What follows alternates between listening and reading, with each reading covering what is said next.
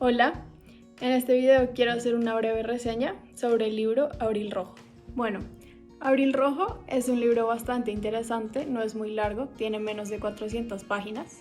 Antes de empezar a contar la trama del libro, quiero decir que este libro se lo van a leer rápido y con gusto porque la trama es muy interesante.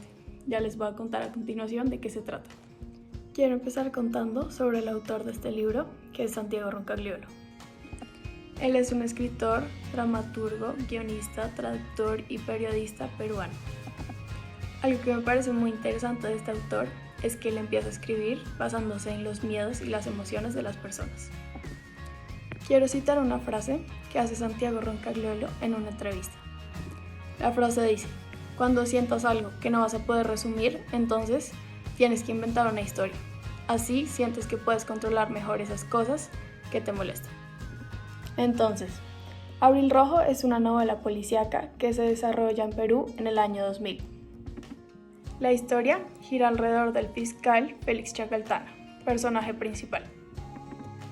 Él es una persona que se caracteriza por seguir las normas al pie de la letra, pero su personalidad evoluciona a lo largo de la historia.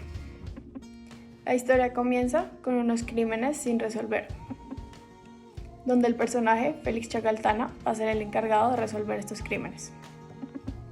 Pero las cosas no van a ser como él cree. Va a tener que enfrentarse al egoísmo, al miedo, al odio y al terrorismo. Todo esto van a cambiar sus planes y también lo van a hacer cambiar a él como persona. La evolución psicológica del personaje Chacaltana es algo impresionante. Inicialmente lo describen como una persona que nunca ha hecho nada bueno, pero tampoco ha hecho nada malo. Simplemente es amante de las reglas. Pero a lo largo de la historia se transforma como si fuera otra persona. Como ya mencioné, uno de los temas tratados es la corrupción política. El autor critica la corrupción política que estaba sucediendo a principios del siglo XX. Este fue el mismo año del fraude electoral de Fujimori, por eso es interesante que el libro también nos brinde un contexto histórico. Basándonos en la situación política de Perú en esa época. Otros dos temas fuertemente marcados en la novela son el terrorismo y la violencia. Abril Rojo es un buen libro que personalmente recomiendo por tener una trama diferente como lo es la novela negra. Considero muy interesante cómo el lector, a medida que va avanzando cada capítulo, va teniendo un sospechoso que podría ser el asesino. Pero, a pesar de que el libro nos va lanzando una especie de pistas de quién podría ser el asesino, esa persona siempre va a ser la que uno menos espera. Esa intriga y misterio de saber quién fue y por qué lo hizo es lo que le permite al lector leer el libro con satisfacción y rapidez. A pesar de que los personajes y algunos lugares descritos en el libro son de ciencia ficción, me pareció muy interesante este dato del autor. Voy a citar textualmente lo que nos dice el autor. Los métodos de ataque senderistas descritos en este libro, así como las estrategias contrasubversivas de investigación, tortura y desaparición son reales. Muchos de los diálogos de los personajes son en realidad citas tomadas de documentos senderistas o declaraciones de terroristas, funcionarios y miembros de las Fuerzas Armadas del Perú que participaron en el conflicto.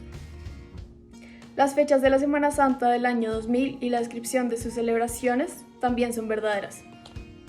La nota final del autor Roncagliolo me pareció muy interesante porque ahí nos muestra que él se basó en la realidad que vivimos, que se vivió en el Perú y que se vive en la mayoría de los países de América Latina. La violencia, en la corrupción, en la guerra. Considero que Roncagliolo nos deja una interesante reflexión.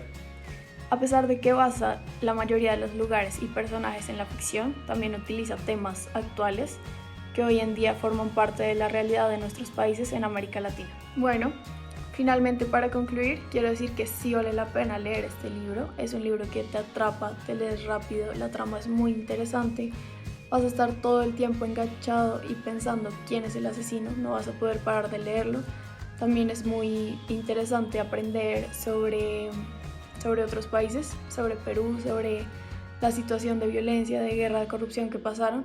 Y esto pues nos deja una interesante reflexión sobre, no solo sobre Perú, sino también sobre los otros países de América Latina.